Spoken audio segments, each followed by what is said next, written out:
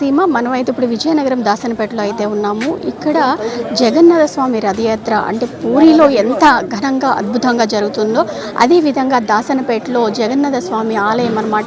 పురాతన ఆలయం ఎక్కడైతే నిర్మించారు. ఈ ఆలయం దగ్గర కూడా పూరిలో ఏ విధంగా జరుగుతుందో అదే విధంగా ఇక్కడ కూడా జగన్నాథ స్వామి అలానే బలభద్రుడు సుభద్రాదేవి సమేతంగా భక్తులకు దర్శనమిస్తూ ఉంటారు.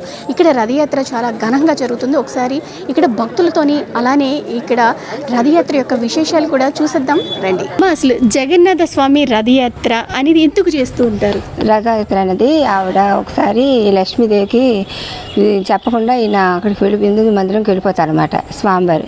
అయితే ఈవిడ ఎత్తుకుంటూ స్వామివారిని చూస్తుంది. ఆయన నరసింహ అవతారం నుండి ఉగ్ర రూపంలో దశావతారాలు అనమాట. దశావతారాలు అవుతుంటారన్నమాట. అవుతుంటే అప్పుడు అవతారాల్లోనే ఆయన అక్కడికి వెళ్ళిపోతారు హిందూ మందిరంకి చెల్లిని అన్నయ్యని తీసుకొని. ఈ లక్ష్మీదేవి చూస్తుంది. ఎంతకీ స్వామివారికి రాలేదు. రాకపోతే ఎందుకు రాలేదా అనుకుని ఇప్పుడు ఎతికితే అన్ని చోట్ల ఎతికితే ఆయనేమో అన్ని లోకాలు పంపిస్తుంది. అయితే భూలోకం నారదుడు వచ్చి చూస్తే భూలోకంలో స్వామివారు ఇంద్రజు మహారాజు కట్టించాడు ఆ మందిరం. ఆయన పేరున ఆ మందిరం ఉంటే ఆ మందిరంలోకి వెళ్ళిపోతారన్నమాట. ఆయనకు వరం ఇస్తారు. నేను 10 రోజులు ఆయన హిందూ మందిరం కట్టించి అది ముహూర్తం ఎప్పుడు ఆడడానికి బ్రహ్మ దగ్గరికి వెళ్తే బ్రహ్మ సభలో ఉంటాడు. సభలో ఉండిసాక సభ ఏం మాట్లాడేసారు కదా, నేను గుడి కట్ట ముహూర్తం పెట్టండి అంటే ఇంకా అక్కడ గుడి ఎన్నో యుగాలు అయిపోయి నువ్వు జానాసం ప్రతిష్ట అయిపోయి పూజలు కూడా అందుకుంటున్నాడు అంటారు. అప్పుడు ఏడుస్తాడు, అయ్యో నేను ఇంత కట్టించా నా గుడి దేవుడు లేకుండానా అంటే అప్పుడు వారం ఇస్తాను. అలా కాదు 10 రోజులు నీ గుడికి ఉంటాను 10 రోజులు ఉంటే అక్కడ ఒక్కరోజు నేను దర్శనం చేసుకుంటే సంవత్సరం చూసినంత పుణ్యం వస్తుంది నీకు అని చెప్పి స్వామివారు ఆయనకి వరం ఇస్తారు. ఆ విధంగానే 10 రోజులు అక్కడ ఉంటారన్నమాట. అయితే ఈవిడ ఏం చేస్తారు 10 రోజులు ఈవిడ ఒకసారి సుభద్ర జగన్నాథ చెల్లెలు అనమాట. వీళ్ళ అన్నయ్య బలభద్రుడు. అయితే ఒకసారి సుభద్రాదేవి లక్ష్మీదేవి దగ్గరికి వచ్చి వదిన వండుకోవడం బియ్యం లేవు ఏమని అడుగుతుంది. అడిగితే ఆవిడేమో అయ్యో అలాగా అయితే సరే ఇస్తాను కానీ మళ్ళీ తెల్లవారిస తెచ్చిచ్చి లేకపోతే మీ అన్నయ్య కోపం వస్తుందని చెప్తుంది. అంటే లేదు తెచ్చేస్తాను లేదు వదిన అనేసి తీసుకెళ్ళి ఒక బియ్యం వండుకుంటే తోటకూర పట్టుకెళ్ళి తోటకూర ఇస్తుంది. ఆ 2 పట్టుకొచ్చి ఇంటికి వస్తారు. నేను తెల్లవారి నేను అలా ఇస్తాను వదిన ఇస్తానని చెప్పాను అని చెప్పేసి ఆ వండుకోకుండానే అవి ఉంచింది. తెల్లవారులేసి అవి తీసుకొచ్చి వదినకి ఇస్తుంది. వస్తుంటే వాళ్ళ అన్నయ్య ఉంటారు జగన్నాథ స్వామి ఉంటే ఏంటమ్మా తెచ్చావు తెల్లవారంటే ఇలా రాత్రి బియ్యం లేవంటే వదినేమో బియ్యమును తోటకూర ఇచ్చింది అన్నయ్య తెల్లవారి తెచ్చిమంది నేను ఎక్కడి నుంచి తెస్తాను అందుకోసమే ఇప్పుడు తెచ్చేసాను వండుకోకుండా. అప్పుడు అంటారు 14 లోకాలు పరిపాలించేవాడు నేను అలాంటి నా చెల్లెలుగా పస్తు పెట్టాను అని చెప్పి కోపం వస్తుంది. కోపం వచ్చి ఆ కోపంతో వెళ్ళిపోతాడు అన్నమాట. ఆయన ఈ 10 రోజులు అక్కడ మందిరంకి వెళ్ళిపోతాడు ఇద్దరిని తీసుకొని. అప్పుడు 5 రోజులు చూస్తుంది ఈవిడ. చూస్తే స్వామి ఎక్కడ కలదు అంతేనా ఆడమనసు కదా భర్త కనబడలేదు ఎక్కడికి వెళ్ళిపోయారు ఏంటి అని చెప్పి వెతుకుతుంటే అప్పుడు భూలోక నారదుడు చూసి ఇంద్రజు మందిరంలో ఉన్నారు స్వామి అని చెప్తుంది. సరే అని చెప్పి ఈవిడ వెళ్తుంది అక్కడికి. వెళ్ళి పిలుస్తానేమో ఆయన ఉగ్ర రూపాలు ఉంటాయి అవి నరసింహతారు అనమాట. ఉగ్ర రూపం నుండి దెబ్బలాడుతుంది తిడుతుంది చెల్లితో కులుకుతున్నావా అని చెప్పి కేకలిస్తుంది. అన్ని మాటలు దూషిస్తుంది అన్నీ చేస్తుంది కోపం వచ్చి. ఆ తర్వాత ఆయన మాట్లాడకపోతే అప్పుడు కోపం వచ్చి తిడుతుంది. అప్పుడు బతిమాలుతుంది ఇంకా లాభం లేదని బతిమాలితే అప్పుడు అంటారు నువ్వు వెళ్ళిపో నేను వస్తానంటారు. అంటే సరే ఇప్పుడు మందిరం గుడికి వచ్చేస్తుంది. అయితే నువ్వు ఎలాగొస్తావు చూస్తాను చెప్పి రథం తల సేలు పట్టుకుని వచ్చేస్తుంది. ఆ సేలు పట్టుకు వచ్చేస్తుంది ఈవిడ. పట్టుకొచ్చిన తర్వాతనేమో అప్పుడు 5 రోజులు అయిపోయింది స్వామివారి మారది. జగన్నాథ స్వామి చాలా మహిమైన స్వామి. నాకు పెళ్ళి అవ్వలేదని మొక్కుకున్నాను జగన్నాథ స్వామికి. విజయనగరం స్వామికి వస్తానని పెళ్ళయిన తర్వాత వచ్చి మొక్కు తీర్చుకున్నాను. అప్పటి నుంచి నాకు జగన్నాథ స్వామి అంటే నిదర్శనం. నేను వస్తాను ఇప్పుడు జగన్నాథ స్వామి దగ్గరికి. మాది బొబ్బిలి జగన్నాథ స్వామి విజయనగరంలోనే దేవుడికి మొక్కుకున్నాను. బొబ్బిల్లో దించరనమాట మాకు జగన్నాథ స్వామిని విజయనగరంలోనే దించుతారు. నేను పెళ్ళి అవ్వకముందు మొక్కుకున్నాను జగన్నాథ స్వామి దగ్గరికి వచ్చి మొక్కులు తీర్చుకుంటున్నాను స్వామి నాకు ఏ ఆటంకం లేకుండా పెళ్ళి అయితే అని మొక్కుకున్నాను. నాకు మంచిదే ఫలితం వచ్చింది జగన్నాథ స్వామి వల్ల. అప్పటి నుంచి నేను జగన్నాథ స్వామిని నమ్ముకొని బ్రతుకుతాను. ఇప్పుడు ఎన్నిసార్లు వచ్చారు? ప్రతి ఏడు వస్తూ ఉంటారా? 2 ఇయర్స్కి 3 ఇయర్స్కి వస్తాను.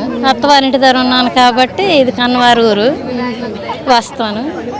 ఎప్పుడు స్వామిని దర్శించుకుంటున్నాం. మా కొద్దిగా ఆనందం ఎక్కువగా వస్తుంది స్వామిని చూడగానే. నేను అసలే వెంకటేశ్వర స్వామి భక్తురాలను కాబట్టి జగన్నాథ స్వామి నాకు బాగా ఇష్టం. జై జగన్నాథ. దాసనపేట జగన్నాథ స్వామి రథయాత్రకి ఎంతో ప్రాధాన్యత ఉంది. విజయనగరం జిల్లాలో అత్యంత ఉత్సాహంగా జరిగే రథయాత్ర మన స్వామివారి రథయాత్ర. ఈ రథయాత్ర మా బాల్యంలో అయితే ఎంతో ఉత్సాహపూరితంగా జరిగేది. ఆ రోజు ఈ రథయాత్ర సందర్భంగా ఈ వీధిలో రకరకాల రాళ్ళ సంగటి పోటీలని, కోలాటాలని, భజనలని ఇలాంటివన్నీ జరుగుతూ ఉత్సాహంగా జరిగేది. చాలామంది కుర్రవాళ్ళు అయితే మచ్చకొండ ఎక్కేవారు. ఆ మచ్చకొండ అనే పేరు ఎలా వచ్చిందంటే ఈ జగన్నాథ స్వామి రథయాత్ర సమయంలో ఆ కొండకు ఒక శిల మీద ప్రతి సంవత్సరం సున్నం వేసేవారు. ఇప్పుడు ఆ సాంప్రదాయం పోయింది. మచ్చకొండకు మచ్చే పోయింది, ఇప్పుడు మామూలు కొండలా తయారైంది. అయితే ఈ జగన్నాథ స్వామి రథయాత్ర సందర్భంగా ప్రత్యేకంగా ప్రస్తావించవలసిన విషయం ఏంటంటే దేవాదాయ ధర్మాదాయ శాఖ అనేది ఈ కోవులను అస్సలు పట్టించుకోవట్లేదు. ఇంత రథయాత్ర సమయంలో కూడా ఈ కోవులకి ఎటువంటి ముస్తాబు కానీ, అలాగే స్వామివారి రథానికి సంబంధించి మళ్ళీ తిరిగి చేయాల్సినవి కానీ అటువంటివి ఏవి కోవులు పట్టించుకోవట్లేదు. ఈ దేవాదాయ శాఖ ఈరోజు రథయాత్ర నాడు ఈ రథ ఎక్కడానికి టికెట్లు పెట్టి భక్తుల దగ్గర నుంచి అమౌంట్ కలెక్ట్ చేస్తుంది. కానీ ఈ స్వామివారికి సంబంధించిన అర్చకునికి కానీ మిగతా పూజాధికారులకు కానీ ఎటువంటి ఫండ్ అనేది రిలీజ్ చేయట్లేదు. కాకపోతే దాసనపేట ప్రజలు, అలాగే ఈ ప్రాంతంలో నివసించే ఒరిస్సా రాష్ట్రం నుంచి వచ్చిన ప్రజలు ఈ కోవులకు ఎంతో విరోధికంగా సేవ చేస్తున్నారు. వాళ్ళ వల్ల ఈ మధ్యకాలంలో మన జగన్నాథుడు శోభ పెరిగింది. చాలామంది భక్తులు కూడా మన గుడికి వచ్చి మళ్ళీ పాత వైభవం తీసుకొస్తున్నారు. అలాగే ఇక్కడ ఉండే యూత్ కూడా ఈ రథయాత్ర సమయంలో ఈ 10 రోజులు పూర్తిగా సహకరించి ఈ రథయాత్ర వైభవంగా జరిగేటట్టు సహకరిస్తున్నారు. అలాగే విజయనగరంలో ఇతర ప్రాంతాల నుండి వచ్చే భక్తులు కూడా దాసనపేట జగన్నాథుని మర్చిపోకుండా రావాలని కోరుకుంటున్నాను. విజయనగరం దాసన్నపేటలో ఉన్న శ్రీ జగన్నాథ స్వామివారి రథయాత్ర ఈరోజు ప్రారంభమైంది. స్వామివారు రథం మీద ఊరేగింపుగా వెళ్ళి గుడిసెన మందిరం వద్దకి చేరుకుంటారు రాత్రికి. అనంతరం రేపటి నుంచి భక్తులకు అక్కడ గుడిసెన మందిరం వద్దనే దర్శనాలు ఏర్పాటు చేయడం జరిగింది. తిరిగి 24వ తేదీన తిరుగు రథయాత్ర ఉంటుంది.